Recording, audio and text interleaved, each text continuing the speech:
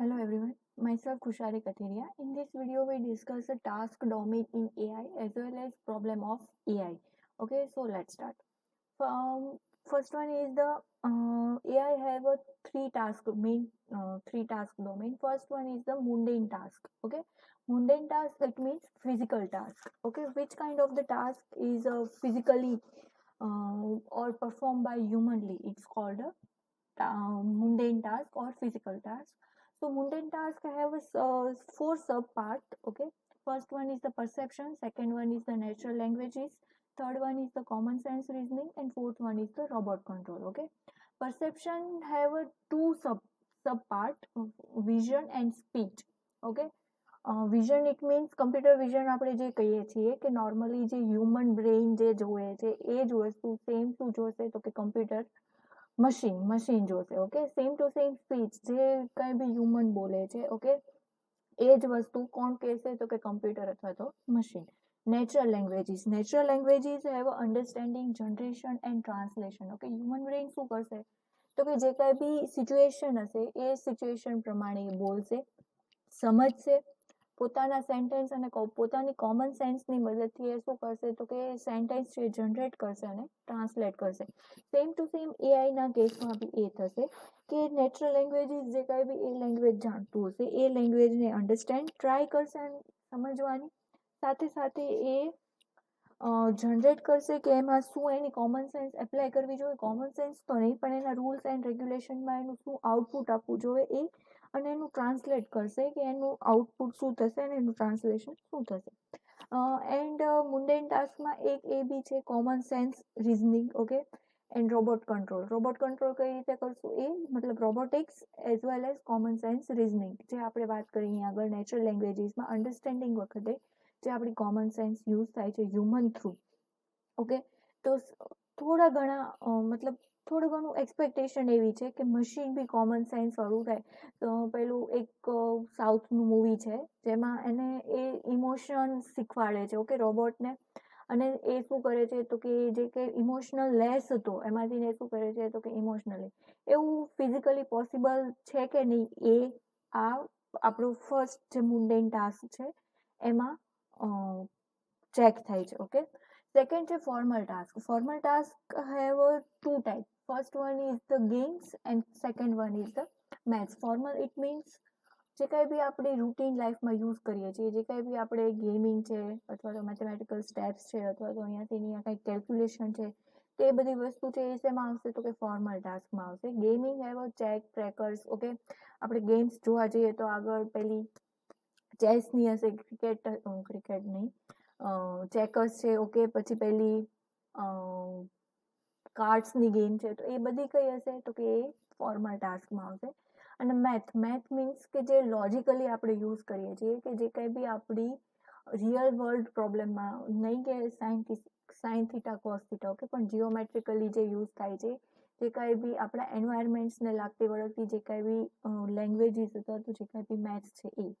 પછી last one છે expert task is a most important task based on the AI. Okay, એ રીતે આપણે કહી શકીએ કે એક્સપર્ટ ટાસ્કમાં કયા છે સબ ટાસ્ક એના તો કે engineering, scientific analysis, medical analysis, and financial analysis. In previous video, we discussed medical science and financial analysis. Financial analysis and medical science પહેલું આપણે જે વાત કરી હતી કે મેડિકલ માં કઈ રીતે યુઝ થાય છે. ફાઇનાન્શિયલી મતલબ સ્ટોક માર્કેટ છે, મની માર્કેટ છે, તો એમાં આગળ કંઈક પ્રિડિક્શન કરીને આપણે આપવું હોય તો એ રીતે છે.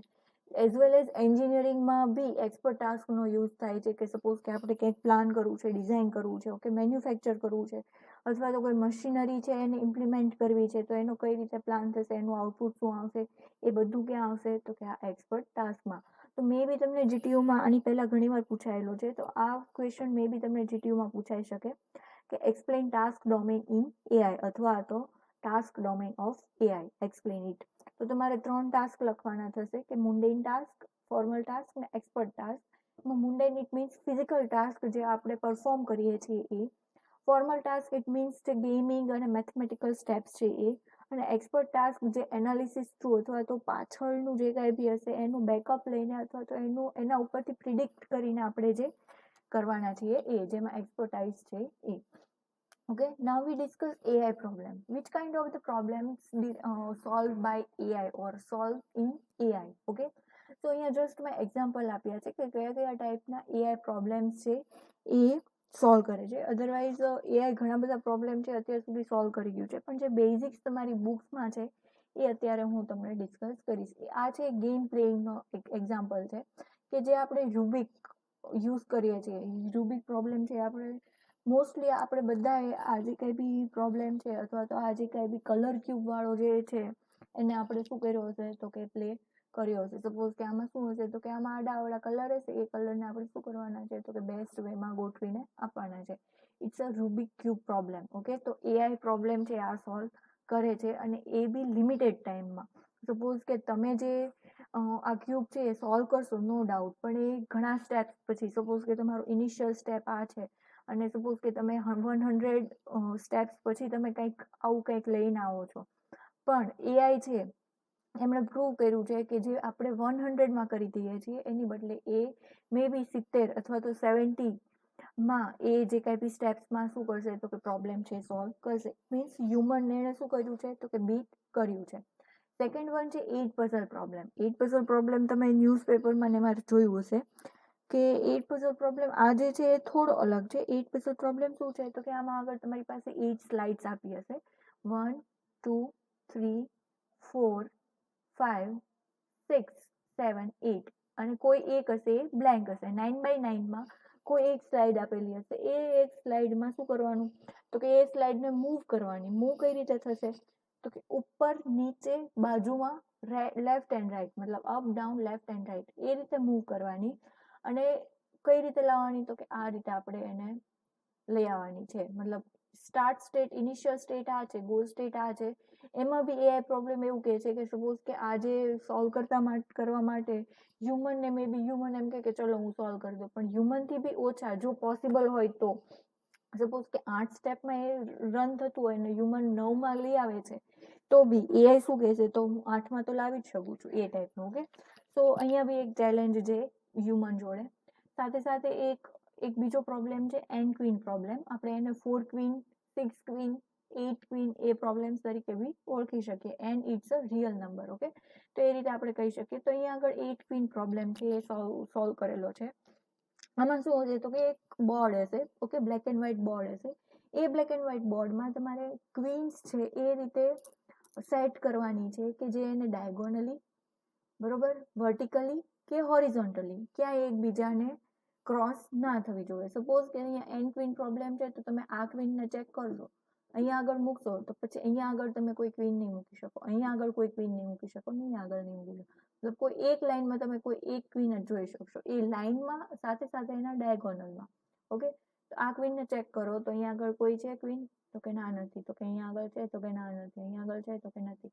એમાં તમે આ રીતે તમારે 8 ક્વીન ગોઠવવાની છે. ઓકે, તો અહીંયા આગળ તમે જુઓ તો 8 ક્વીન છે એ ગોઠવાઈ ગઈ છે.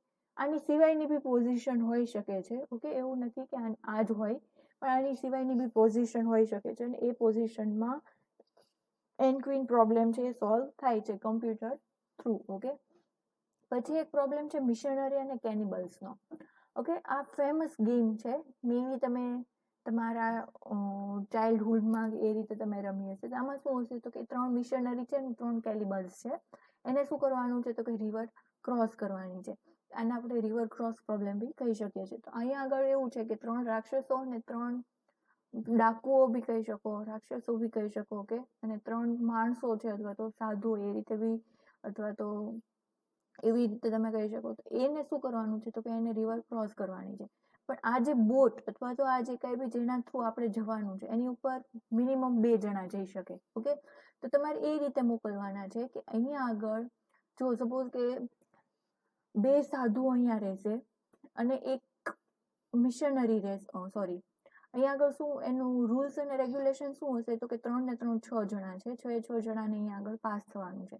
હવે અહીંયા આગળ એવું કહી શકું કે આમાં હું ખાલી એક એટ એ ટાઈમ 2 જણા જઈ શકે. એમાં આગળ સપોઝ કે હું 2 સાધુને પહેલા મોકલી દઉં તો અહીંયા એક સાધુ અહીંયા રહી જશે તો રાક્ષસો છે એને મારી નાખશે. હવે સપોઝ કે હું એમ કહું 2 સાધુઓને હું અહીંયા મોકલી દઉં અને 2 રાક્ષસોને મોકલી દઉં અને 3 સાધુઓને અહીંયા રાખું તો વાંધો નહીં.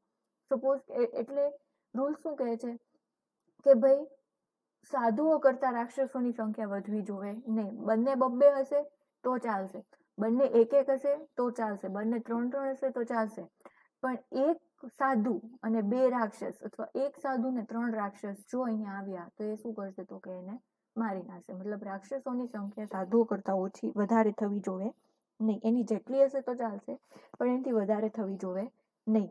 તો એ રીતે તમારે એને કઈ રીતે સોલ્વ કરવાનું છે તો કે અહીંયાથી અહીંયા આગળ મોકલવાનું છે. અને તો બી આ પ્રોબ્લેમ છે એ બી શું કરે છે તો કે કમ્પ્યુટર છે એ બીટ કરી જાય છે. ઓછા ટાઈમમાં ઓછા સ્ટેપમાં હ્યુમન કરતા એ વધારે લઈ જાય છે. કંઈક 7 કે 8 સ્ટેપનો આનો આન્સર છે. ઓકે, એ આપણે સોલ્વ કરીશું. બહુ ઇન્ટરેસ્ટિંગ પ્રોબ્લેમ છે જે આપણે સેકન્ડ ચેપ્ટરમાં આવશે. અત્યારે જસ્ટ આપણે ઇન્ટ્રોડક્શન હું આપું છું. પછી છે tower of Hanoi. Tower of Hanoi આ તમે નોર્મલી મે બી તમે તમારી લાઈફમાં ઘણીવાર રમી હશે અથવા તો નાના હશો ત્યારે તમારા જે કંઈ બી LKG કે જે કંઈ બી સ્ટાન્ડર્ડ હશે એમાં તમે રમી શકો, કે પ્લે હાઉસ હશે એમાં રમી હશે, કે આને મૂવ કરવાના છે. પણ કઈ રીતે મૂવ કરવાના છે તો કે આ જે સ્લાઇડ છે એ સૌથી નીચે ના આવી જોઈએ. મતલબ 1 2 3 જે છે એ 1 2 3 ના જ ફોર્મેટમાં આવવી જોઈએ. એવું ના થવું જોઈએ કે 1 નીચે વહી જાય અને 2 આવી જાય. તો કઈ રીતે મૂવ કરશું તો કે 1 ને અહીંયા આગળ રાખી દઈશું, 2 ને અહીંયા રાખી દઈશું, પછી 3 ને તો કે અહીંયા મૂકી શકીએ તો કે ના. તો શું કરશું તો કે 1 ને પછી 2 ઉપર મૂકી દઈશું, એટલે પછી 3 ને અહીંયા આગળ પાછી મૂકી દેવાની. પછી તો કે 1 ને પાછી બેક લઈ જવાની. પછી તો કે 2 ને અહીંયા આગળ મૂકી શકીએ તો કે હા મૂકી શકીએ. શું કામ તો કે 2 અને 3 છે એ માટે. તો અહીંયા એ રીતે તમારે સોલ્વ કરતું જવાનું ને એ સોલ્વ કરીને અહીંયા શું કરવાનું છે તો કે અહીંયા આગળ આપણું ફાઇનલ સ્ટેજ લઈ આવવાનું છે. એ રીતે આ છે આપણો tower of Hanoi problem. Same to same આવા ઘણા પ્રોબ્લેમ છે, like block word problem, water jug problem. Okay, water 3 gallon jug હોય, 4 ગેલન જગ હોય, તેમાં તમારે બંનેમાં 2 ગેલન જગ 2 ગેલન પાણી છે એડ કરવાનું છે કોઈ બી મેઝરમેન્ટ વગર. પછી છે બ્લોક વર્ડ પ્રોબ્લેમ કે ABC. આમાં કેમ 1 2 3 છે તો ABC એવો બ્લોક વર્ડ પ્રોબ્લેમ હશે. એમાં તમને કંઈક ઇનિશિયલ સ્ટેટ આપ્યું છે, ગોલ સ્ટેટ આપ્યું છે, એમાંથી તમારે આઈડેન્ટિફાઈ કરવાનું છે. ઓકે, તો એ ટાઈપના જે કંઈ બી પ્રોબ્લેમ્સ છે એ બધા કેવા છે AI પ્રોબ્લેમ્સ. ઓકે, તો આ વિડીયોમાં આપણે ડિસ્કસ કર્યું છે what is AI problems and what is the task domain of AI. Okay, thank you.